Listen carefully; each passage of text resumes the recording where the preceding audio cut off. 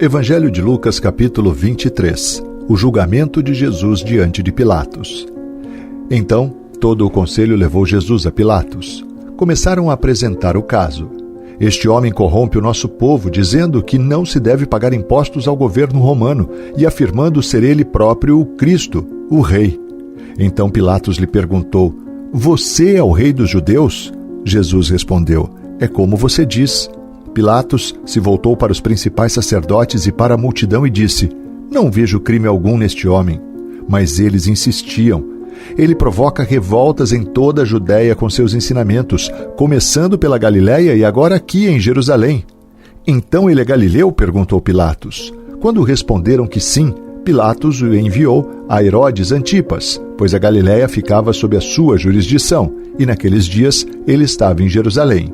Herodes se animou com a oportunidade de ver Jesus, pois tinha ouvido falar a seu respeito e esperava havia tempo vê-lo realizar algum milagre. Fez uma série de perguntas a Jesus, mas ele não lhe respondeu. Enquanto isso, os principais sacerdotes e mestres da lei permaneciam ali, gritando acusações. Então Herodes e seus soldados começaram a zombar de Jesus e ridicularizá-lo. Por fim, vestiram nele um manto real e o mandaram de volta a Pilatos. Naquele dia, Herodes e Pilatos, que eram inimigos, tornaram-se amigos. Então Pilatos reuniu os principais sacerdotes e outros líderes religiosos, juntamente com o povo, e anunciou seu veredito: "Vocês me trouxeram este homem, acusando-o de liderar uma revolta. Eu o interroguei minuciosamente a esse respeito na presença de vocês, e vejo que não há nada que o condene." Herodes chegou à mesma conclusão e o enviou de volta a nós. Nada do que ele fez merece a pena de morte. Portanto, ordenei que seja açoitado e o soltarei. Era necessário libertar-lhe um prisioneiro durante a festa da Páscoa. Um grande clamor se levantou da multidão, e a uma só voz gritavam: "Mate-o, solte-nos Barrabás." Esse Barrabás estava preso por ter participado de uma revolta em Jerusalém contra o governo e ter cometido assassinato.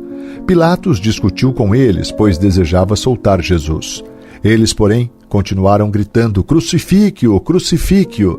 Pela terceira vez ele perguntou: "Por quê? Que crime ele cometeu?"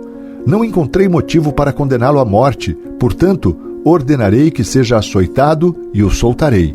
A multidão gritava cada vez mais alto, exigindo que Jesus fosse crucificado, e seu clamor prevaleceu. Então Pilatos condenou Jesus à morte conforme exigiam. A pedido deles, libertou Barrabás, o homem preso por revolta e assassinato. Depois, entregou-lhes Jesus para fazerem com ele o que quisessem. A crucificação. Enquanto levavam Jesus, um homem chamado Simão de Cirene vinha do campo. Os soldados o agarraram, puseram a cruz sobre ele e obrigaram a carregá-la atrás de Jesus. Uma grande multidão o seguia, incluindo muitas mulheres aflitas que choravam por ele. Mas Jesus, dirigindo-se a elas, disse: "Filhas de Jerusalém, não chorem por mim, chorem por si mesmas e por seus filhos, pois estão chegando os dias em que dirão: felizes as mulheres que nunca tiveram filhos e os seios que nunca amamentaram. Suplicarão aos montes: caiam sobre nós, e pedirão às colinas: soterrem-nos. Pois se fazem estas coisas com a árvore verde, o que acontecerá com a árvore seca?" 2 outros homens, ambos criminosos, foram levados com ele a fim de também serem executados. Quando chegaram ao lugar chamado Caveira, o pregaram na cruz. Os criminosos também foram crucificados, um à sua direita e outro à sua esquerda.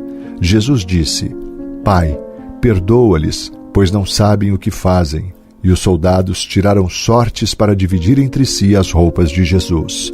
A multidão observava e os líderes zombavam. "Salvou os outros? Salve a si mesmo, se é o Cristo, o escolhido de Deus", diziam.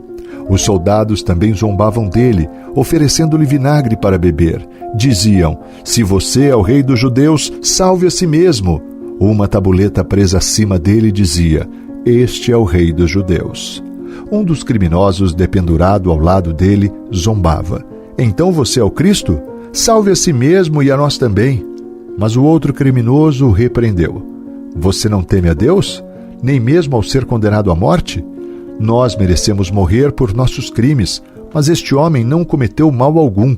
Então ele disse: Jesus, lembre-se de mim quando vier no seu reino. E Jesus lhe respondeu: eu lhe asseguro que hoje você estará comigo no paraíso. A morte de Jesus. Já era cerca de meio-dia e a escuridão cobriu toda a terra até às 3 horas da tarde. A luz do sol desapareceu e a cortina do santuário do templo rasgou-se ao meio. Então Jesus clamou em alta voz: Pai, em tua mão entrego o meu espírito. E com essas palavras deu o último suspiro. Quando o oficial romano que supervisionava a execução viu o que havia acontecido, adorou a Deus e disse: sem dúvida este homem era inocente. E quando toda a multidão que tinha ido assistir à crucificação viu isso, voltou para casa entristecida e batendo no peito. Mas os amigos de Jesus, incluindo as mulheres que o seguiram desde a Galileia, olhavam de longe. O sepultamento de Jesus. Havia um homem bom e justo chamado José, membro do conselho dos líderes do povo, mas que não tinha concordado com a decisão e os atos dos outros líderes religiosos.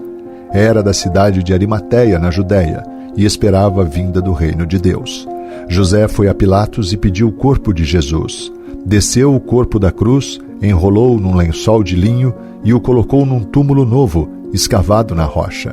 Isso aconteceu na sexta-feira à tarde, no dia da preparação, quando o sábado estava para começar. As mulheres da Galileia seguiram José e viram o túmulo onde o corpo de Jesus foi colocado. Depois foram para casa e prepararam especiarias e perfumes para ungir o corpo. No sábado descansaram, conforme a lei exigia.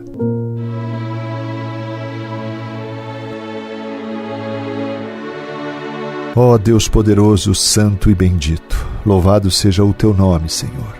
Toda a terra está cheia da tua glória. Obrigado, Senhor, pela tua palavra que fala ao nosso coração de maneira tão especial. Obrigado, Senhor, pelo sacrifício de Jesus na cruz do Calvário, conforme lemos agora, Pai. Ele não tinha pecado, era imaculado, Senhor. Ó Deus poderoso, mas se entregou pelos nossos pecados, pelas nossas transgressões, Pai. Em nome de Jesus, Senhor, recebe a nossa adoração neste dia. Pai, em nome de Jesus, quão grande é o teu amor por nós, Pai. Deus Todo-Poderoso, que a tua presença jamais se afaste de nós e que o nosso coração seja um coração contrito e quebrantado na tua presença, Deus poderoso. Pai, nós oramos e pedimos que a tua provisão não nos falte. Derrama da tua graça e do teu favor sobre o teu povo neste tempo. Nós oramos, Senhor, e pedimos para que tenhamos um dia de paz, um dia de vitórias, um dia abençoado, Pai, na tua presença e pelo teu poder e pela tua graça, Pai, porque o Senhor é tudo o que temos e é tudo o que necessitamos.